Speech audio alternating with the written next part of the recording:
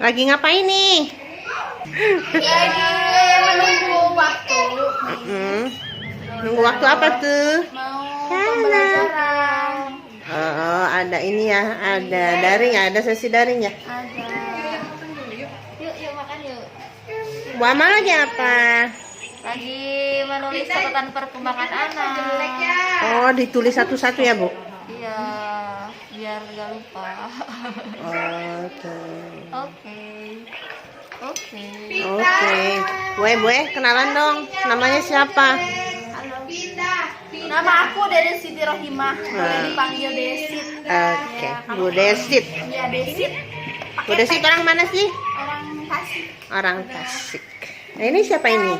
Bu Amalia. Bu Amalia orang mana, Bu? Orang Tasik juga. Orang Tasik. Dulu waktu kuliah lulus jurusan apa sih, Bu? Jurusan pendidikan khusus. Pendidikan khususnya Spesialisasi anak hambatan motorik. Oh iya. Yang kayak gimana aja tuh? Biasanya yang cerebral-palsy seperti Lihat ibu. cerebral palsy kan banyak ya. Ada polio juga, selain cerebral palsy, polio, terus pindah bifida sama yang lain-lainnya yang punya hambatan di tangan atau kaki. Oh iya, yang terbilang daksa itu ya. Iya. Bu kamu spesialisasinya apa? Aku spesialisasi anak dengan hambatan kecerdasan. Contohnya? Contohnya seperti Down syndrome. Down syndrome masuknya kan karena ada hambatan kecerdasan. Itu masuk ke spesialisasi aku. Oh. Gitu. Slow learner, tapi sebenarnya slow learner bisa juga sih. Slow learner juga masuk ya? Masuk. Oh. Pokoknya yang IQ-nya di bawah rata-rata itu garapan aku sebetulnya. mulai ya. Kenapa sih ngambil jurusan itu? Kenapa harus spesialisasi itu? Iya. Itu kuliah masuk dulu, nanti spesialisasinya di semester berapa tuh? Semester 5. Oh, oke. Oke. Ayo, balik lagi ke pertanyaannya. Tadi kenapa ngambil spesialisasi Tunagrahita atau Oke. hambatan kecerdasan? Karena yang pertama itu sebenarnya alasannya yang pertama tertarik dengan ilmunya. Oke. Jadi menyenangkan, ilmunya banyak gitu. Maksudnya yang lain juga memang banyak. Cuma aku lebih tertarik ke sana. Kan kalau di ini tuh kalau di C sebetulnya yang lebih menonjol itu ilmu tentang asesmen, karena kalau nggak asesmen kita nggak asesmen anak nih terus melakukan pembelajaran kan itu nggak bisa. Jadi yang ditekankan di C tuh sebenarnya harus jago asesmennya gitu. Jadi itu yang bikin tertarik pertama kali gitu. Oh, jadi jago asesmennya. Contohnya gimana tuh? Contohnya Pita kalau kita mau mengajar misalnya matematika tentang bilangan. Nah, kita kan harus tahu dulu posisi anak sebetulnya di mana gitu. Di mana dia, apakah dia sudah mengenal angkanya atau bahkan konsep dari bilangan itu aja dia belum bisa. Kan itu bisa dicari melalui asesmen dulu gitu, asesmen. Atau jangan-jangan setelah di asesmen ya anak ternyata memang pra sebelum matematikanya juga belum selesai. Nah itu jadi bisa dikaji lagi. Nah itu yang bikin serunya di situ sebenarnya. Kalau benar sih kayak gitu. Pernah nggak ngalamin ini kasus yang paling mudah sama yang paling susah itu apa? Selama penelitian mau di sekolah gitu, selama misalkan di dunia perkuliahan nih, selama meneliti gitu. Pernah yang paling susah sih sejauh ini ya Miss. Tadi matematika aja ya, di matematika. Aku pernah pegang anak yang dua anak di Bandung. Dua anak. Jadi yang pertama itu posisi anaknya udah kelas 2 SMP. di SMP reguler inklusi gitu ya ceritanya. Yang pertama dia memang sangat kelihatan banget di matematikanya, makanya guru di sana itu manggil guru pendampingnya untuk concern ke matematikanya. Jadi kuat matematikanya apa gimana? Lemah, Oh, sangat lemah. sangat lemah. Terus yang satu lagi mah emang anaknya di semua aspek itu mah, di semua aspek seperti anak dengan hambatan kecerdasan semuanya. Jadi lemah di akademiknya itu di semuanya, menulisnya, membacanya, terus Menghitungnya. Nah, yang kelas yang pertama itu kan yang matematikanya rendah itu sampai beratnya. Kenapa aku bilang berat? Karena konsep untuk menerapkan konsep nol aja itu susah banget, Miss. Jadi udah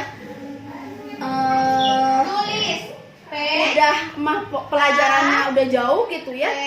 Dia dipaksa harus mengikuti itu oleh kelasnya. Makanya gurunya narik dia dari kelas untuk belajar sama aku untuk matematikanya. Ternyata setelah diteliti memang nol aja, konsep nol aja dia sangat susah. Terus ini ada apa nih? Kenapa anak tuh konsep nol aja nggak bisa? Setelah lama ya berjalan waktu dicari ternyata memang konsep persepsi visualnya aja dia kacau, Miss.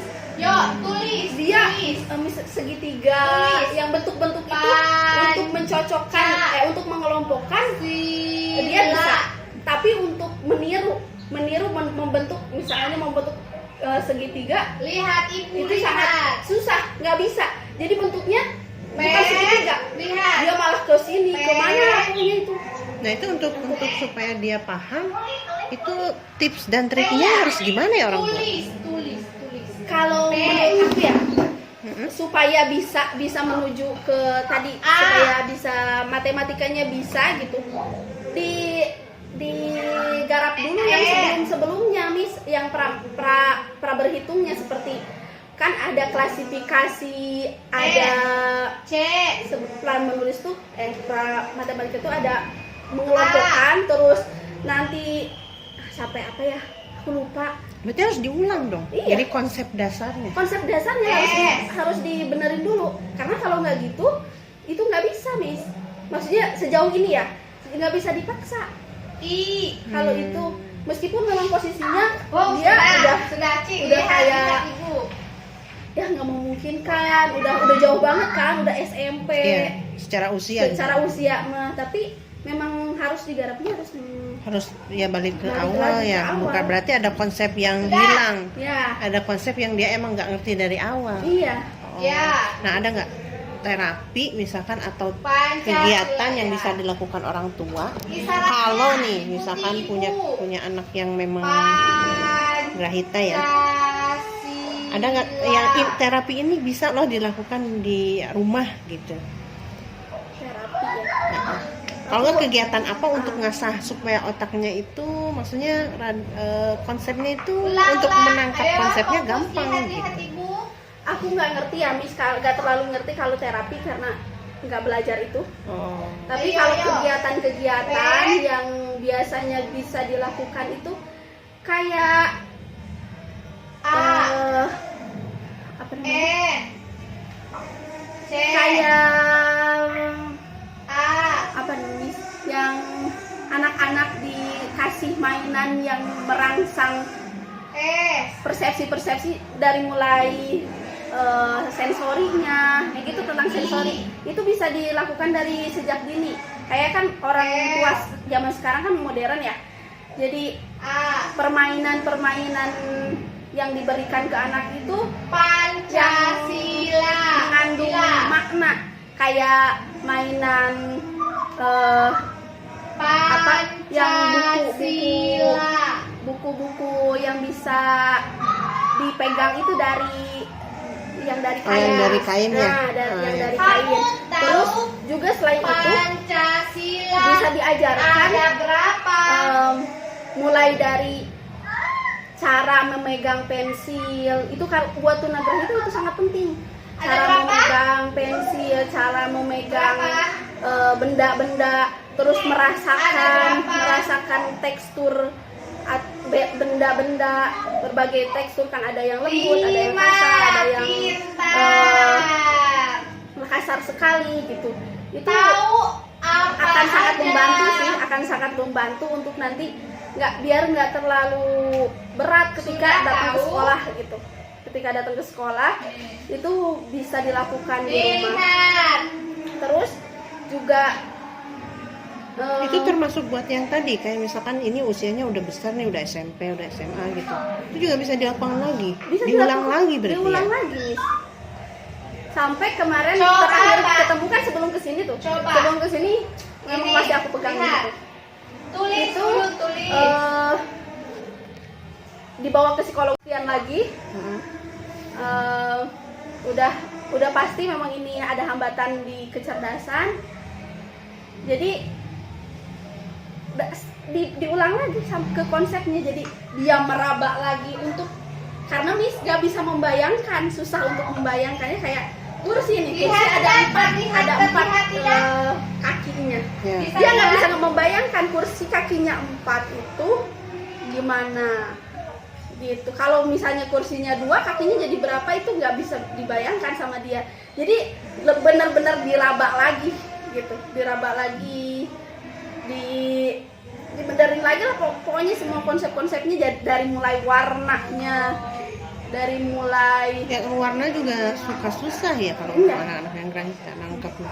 Kalau berhitung juga dia mungkin nggak sampai puluhan, nggak bisa sampai berhitung kayak matematika gitu ya. Matematika kayak yang umumnya gitu.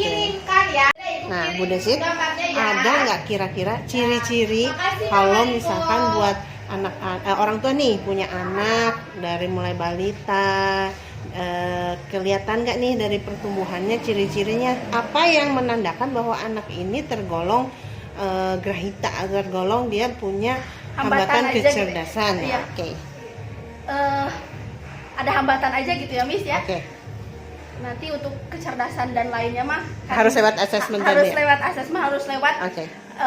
Identifikasi oleh psikolog sebenarnya. Okay. Kalau untuk menentukan ini tuh hambatannya kemana misalkan gitu ya. Nah berarti dispesifikan lagi, ada nggak ciri-ciri ketika misalkan orang tua yang harus jeli atau harus tahu ketika anak ini seperti ini, itu ada tanda-tandanya, misalkan anak ini perlu untuk dirujuk lah atau untuk diperhatikan dari segi hambatannya. Sebenarnya kita berpedoman aja ke perkembangan anak pada umumnya, Miss. Jadi sebenarnya harus paham dulu perkembangan anak pada umumnya. Misalnya nih anak seusia 2 tahun nih. 2 tahun kosakata yang harus dimilikinya harus segini. Nah, itu juga bisa dicurigai kalau misalnya anak kita nanti ternyata kosakatanya kurang, terus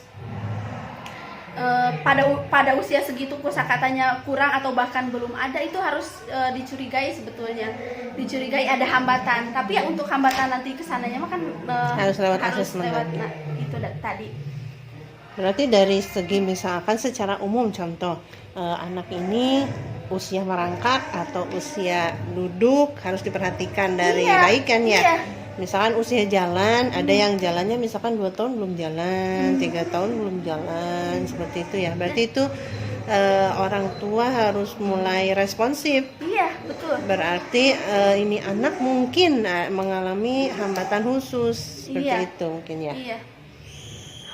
Karena anak-anak dengan hambatan kecerdasan yang pernah saya temui dan belajar gitu ya, itu dari mulai kecilnya juga, terus udah kelihatan ada perkembangannya lambat daripada yang lain. Lambat daripada yang mulai dari berbicaranya, terus cara dia meniru kan kalau anak pada umumnya usia berapa sudah bisa meniru teman orang tuanya atau temannya atau siapapun yang ada di lingkungannya, sudah mudah mulai meniru. Contohnya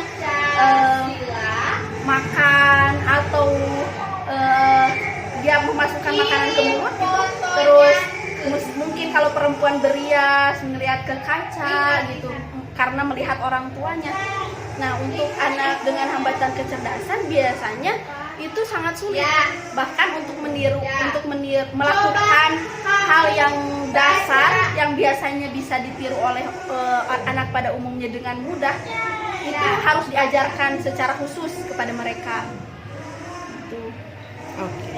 Terima kasih banyak ilmunya, Bu Desi. Sehat selalu. Amin. Mohon maaf kalau misalnya ada kesalahan, tolong dikoreksi ya. Siap.